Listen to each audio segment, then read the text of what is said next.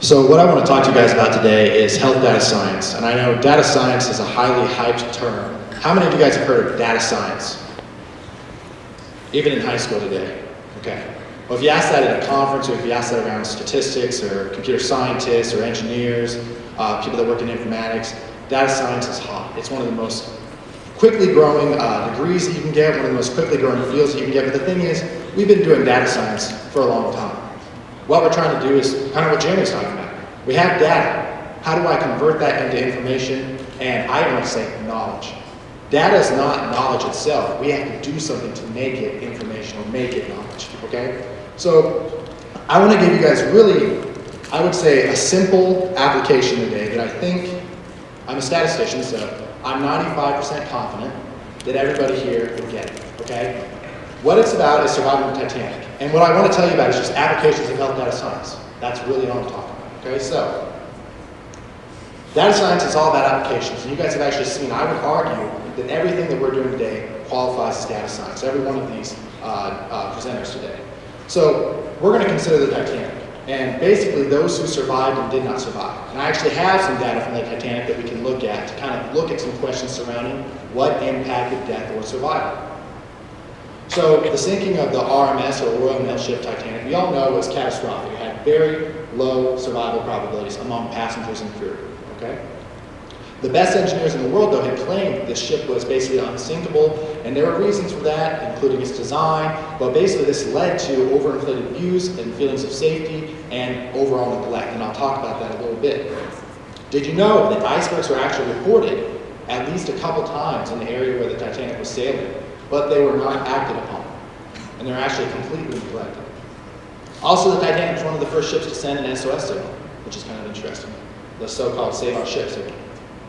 So, I just want to give you a little bit of history today on the Titanic, and then we're going to look at some real data that I got from a place called Kaggle.com, which is a machine learning competition website, and we'll see if we can look at what kinds of factors impacted survival and whether somebody actually got to the United States from the Titanic rather than dying in the ocean, the Atlantic Ocean.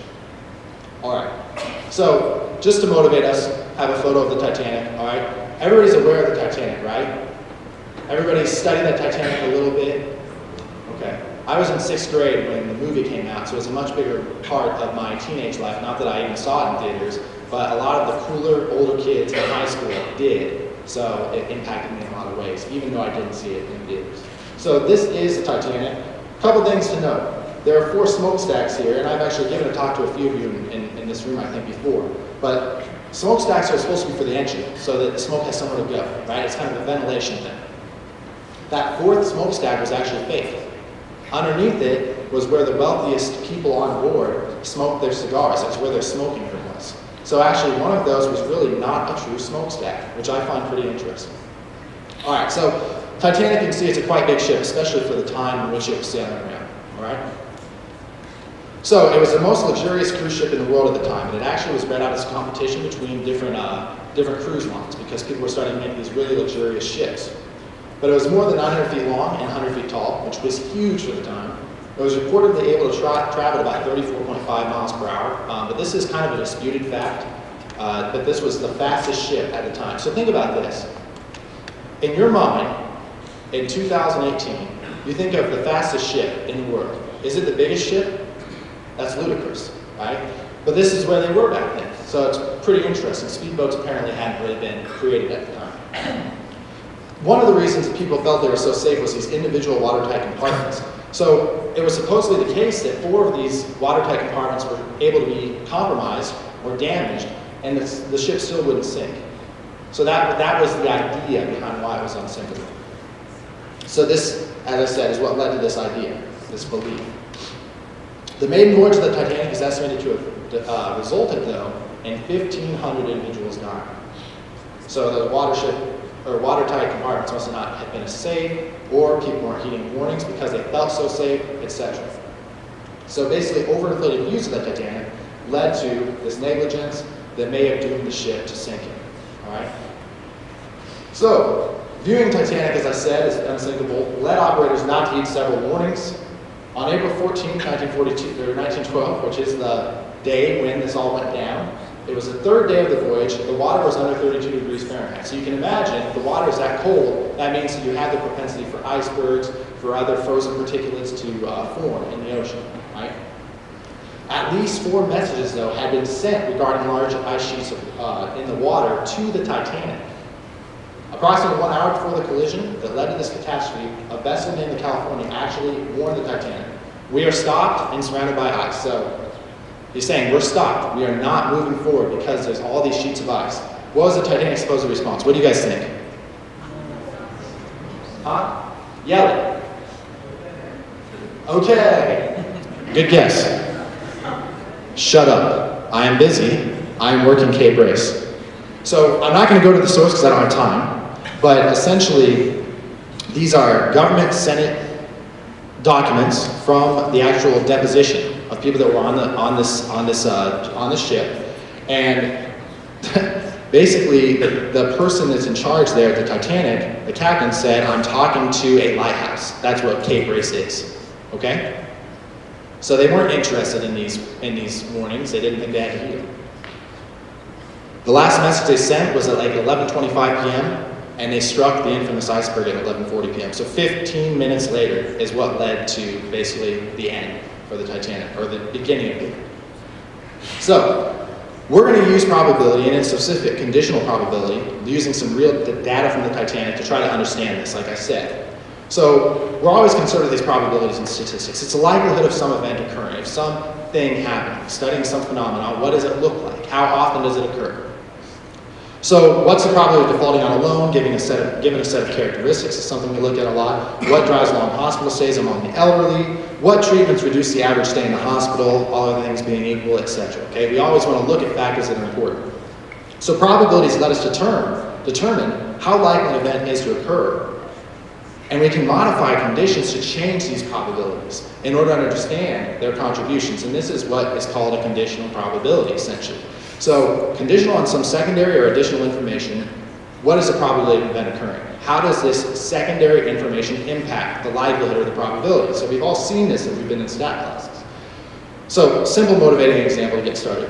Your class has 50 students, 47 of them submitted the assignment on time. So, the probability of completing the assignment on time is 47 out of 50, which is 0.94.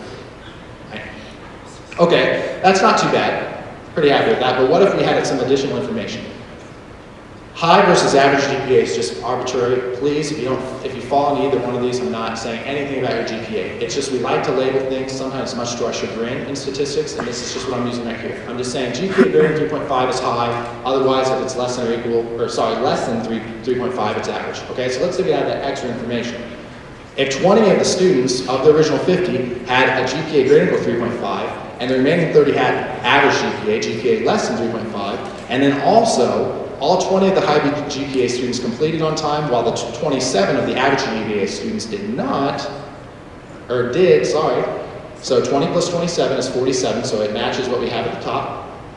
We could actually calculate conditional probabilities. So the probability of completing, given that your GPA was greater than 3.5, would be 20 out of 20, 100%. No chance of not completing on time. And then we can do the similar thing for those that had GPA less than 3.5.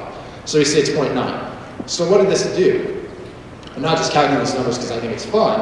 I wanted to learn something. So we were able to zoom in on the problem by condition. That's the only idea. Actually, students that had GPA less than or greater than or equal to 3.5, the high GPA students, as I call them, had 100% chances of completing on time.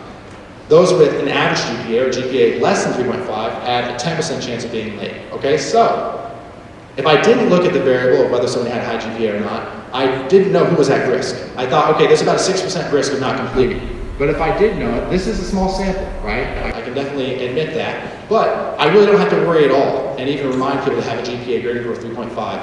Hey, make sure to complete your assignment, right? I only need to talk to other people, okay? People that have a GPA less than 3.5. So let's talk about the Titanic. How could I do that? How could I use conditional probability to understand the Titanic? I can't change how prepared the crew was. I can't change some safety issues. I mentioned trade regulations. At the time, in England, a lot of people criticized the Titanic because there was only enough lifeboats for like 33% of people on board. Do you know what percentage of boats, or what percent of the people on a boat for transatlantic sailing in 1912 had to be appropriated to a lifeboat? Do you know what percentage had to be able to get on a lifeboat at that time? Somebody say 20? If you did, that's a really good guess. 25%. For right? Mind-breaking. For transatlantic sailing, there only had to be enough lifeboats on board at this time for 25% of the people. I think that's amazing in a bad way, right? So this is all out of our hand. We can't do anything about that. But we also can't change their outcomes because this happened in 1912. So we can't say, okay, I'm going to change your treatment or I'm going to change your gender or your age or something, right? But we might be able to better understand what characteristics led to survival or not survival. So the folks at Kaggle, I'm not going to go to this link for the sake of time, but Kaggle.com, if you're interested in learning more about data science and even joining some competitions, some of the prizes are over $1 million. Go to Kaggle.com and check it out, okay? The $1 million prizes are often teams of PhD level engineers, biostatisticians, statisticians, so don't get too excited, but maybe in 10 years. So you can view the data here as well, and if you want to access these slides, I'm assuming you can probably get them later, so you can go ahead and do that, but you'll be able to find them through the Kaggle website anyways, it's pretty easy. So describing the Kaggle data, or the Titanic data, I just want to give you all of the variables that are in the data set. I actually derived the last one, it's really easy. Just if somebody's age is less than 18, I call them a child, I give them a 1 or 0. 1 if they're a child, 0 otherwise. But there's everything from class to where they departed from, the number of parents and children on board, etc., etc. So there's a lot of information there. So, women and children first. Have you guys watched the Titanic movie? It seems relatively rare. Maybe you guys just often lie to me. High school students like to lie to me, I think. It's all good. But something that was said a lot in the Titanic movie was women and children first. Women and children first. They kept saying this, right? So that was the first thing I wanted to assess. Is that really true?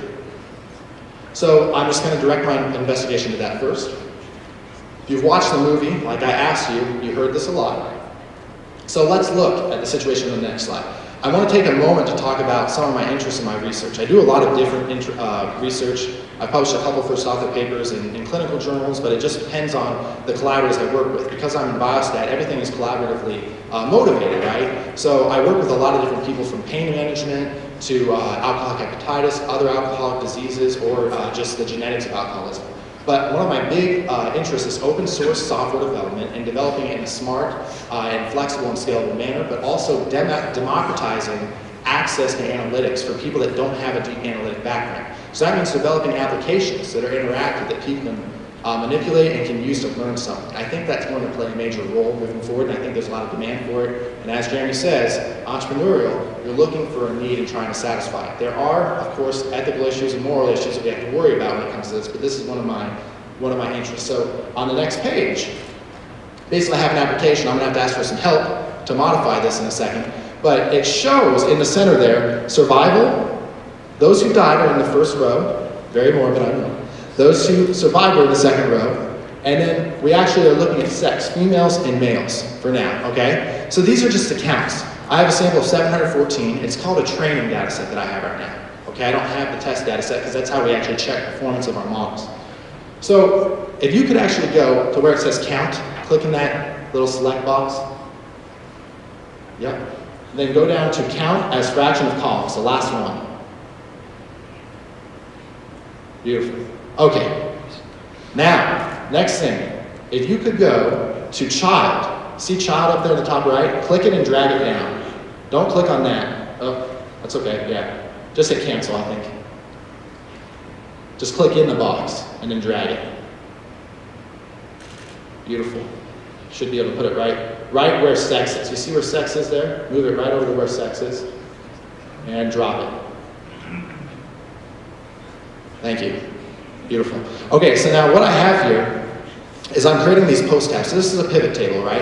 And so this is just allowing people to create tabulations that aren't very good at it. They can do it very quickly, and I can house the data in the back end here. But what we can see is when I look at women and children, whenever I look at a 1 in the columns, those are children, all right? So automatically I can see in the female children, I have a 69.1% chance of survival. It's not too high. But overall survival was 40% if you look in the very, very far right column. So they had a significantly higher chance of survival than people marginally on board. I can also see within male children, they had a 39.7% chance of survival. Oh, that's interesting, because that's not very high, and it's actually lower than overall. And then I can see in female adults, 77.2% survival. Okay, so this doesn't seem to tell the whole story. There's definitely something going on here. But one thing that really bothers me, do you see in the male adults, the male and then the zero column? 17.7% survived. Why did not all women and children survive first if it was women and children first? Why did any males survive, adult males, when some women and children who are males did not? So can you go back to the count as fraction of columns and change it back to count? Yeah. Right up there. Why did these 70 adult males survive before the 17, 47, and 35 that I think should have? So I don't think it's telling the whole story, okay? So what are we going to do about this? Well, the power of class is really something we need to adjust for. So it turns out that one of the stronger, if not the strongest, predictor of survival you can imagine is passenger class. So if we add passenger class to this equation above, to actually the categorization, we can see there's 100% survival in some of the groups that are identified. So we can also say it's unlikely that children in the third class survive, even children. So class had a very strong effect on this, and it's rumored those who were in the lower duct were not even allowed up onto the top deck. So now, I have passenger class here. Can you add child and sex?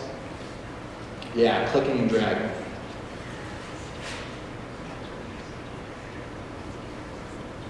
Yeah, it should be fine right there. Then sex. Perfect. Okay, now, can you change count to count as a fraction of the column total? So here we're getting quite a few stratifications. It gets a little bit harder to read, but we're going to be able to see really quickly. In the first class, male children, 100%, right? In the second class, female children, 100%, right? In the third class, when I look at female children, only 54%, and when I look at male children, gosh, 20.3%. 20.3%. So over on this side is passenger class at the top. I have 1, 2, and 3. I can actually see everybody was going to survive there. It gave me perfect prediction. So class had a big impact. It also, adult females had 97.4%, and also adult males had 37.1%, compared to, in the third class, when I look at adult males, 13.3%. So even looking at adult males, this had a huge impact on everything. So it wasn't that much of a spread when I just looked at women and children, gender and age, right? But here when I add passenger class, it makes a big, big difference. So that's the key. All right, so there's no typical health data scientist. I would argue that you saw several people that were working in a similar field. But basically there's a whole gamut of activities here, ranging from data collection to instrument design, which Walker Information talks about instrument design, how do we best collect this data, but also data collection and data scraping. Eli Lilly does a huge amount of that. Everybody's in Polis, all the spatial statistical models they're actually building all fall within this big umbrella of statistics, data science, machine learning, right? So it follows all of these tasks that are out there. So basically there's an entire pipeline that we have to consider. The degree that we have here at IUPUI, our BS in Health Data Science, it actually focuses on analytics. So data wrangling, transformation, analysis, and visualization of data. So here's just some recent job posts, and some of them are right here in Indianapolis. All right? And if you were to look right now for data scientist positions and health data scientist positions, you would get 30,000 job postings right now for you to look at on Indeed.com. So look into a huge field. You'd expect to start, even in this area right here, 50 to 75 and above per year, that's 1,000, right here in Indianapolis with a bachelor's degree. So it's a great field, and what we're trying to offer is basically putting together computer science, analytics, and informatics. So you actually get a minor in computer science or informatics as you go through our program. So, questions, contact. Please feel free to email me. You don't have any commitment to me, but if you want to know more about the program, just reach out to me. I'm more than willing to talk to you. We also host hackathons. once a month. If somebody's interested in coming to a hackathon on a Friday night, I know it's when you're hanging out with your friends, but you'll get free food, you'll get free dinner. So let me know about it, we'll try to figure something out. Depends on how big the group is, of course, right?